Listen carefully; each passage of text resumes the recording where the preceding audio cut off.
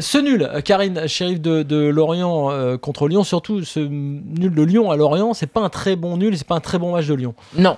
Dieu sait qu'on a dit souvent, par exemple, que les Parisiens n'avaient pas su prendre l'option qui leur était proposée, c'est-à-dire par exemple être leader de la Ligue 1. Ça leur est arrivé 3 fois et à chaque fois, ils n'ont pas saisi cette chance. La Lyon avait quand même une chance extraordinaire, à savoir de compter une avance de 4 points sur l'OM et le PSG et ils n'ont pas du tout fait le match qu'il fallait parce qu'ils ont été seulement en réaction. Ils se sont fait manger par les Lorientais. Pendant 1 heure. Les Lorientais ont très bien joué. Comme souvent, la circulation de la balle était très bonne.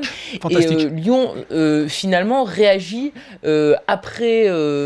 C'est un changement qui change pas mal de choses. Il y a Gourcuff qui sort, et il y a Gourcuff qui entre, et il y a Cornet qui sort.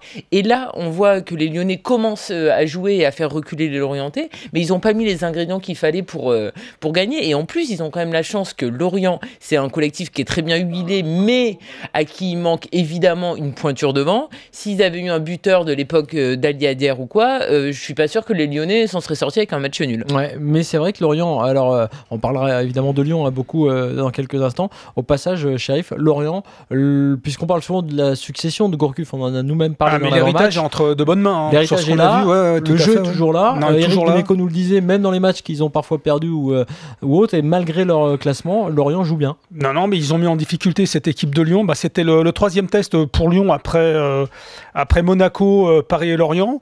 Bon, finalement, ils s'en sortent pas mal, ils font 3 matchs nuls, mais on a vu clairement les limites de Lyon ce soir. C'est-à-dire qu'ils ont été bousculés pendant 1 heure. Ensuite, il y a eu le changement dont Karine a parlé, c'est-à-dire avec l'entrée de Gourcuff. Mais il faut bien dire aussi ce qui est, on va répéter comme que Lacazette n'était pas là. Et quand tu as une ligne d'attaque avec Cornet, NJ, c'est pas mal, mais c'est pas les mêmes automatismes avec Fekir. Et d'ailleurs, on a vu Fekir en difficulté dans le sens où, par moment, il était bon pur numéro 10 à la pointe du losange, et des fois, il était carrément numéro 9.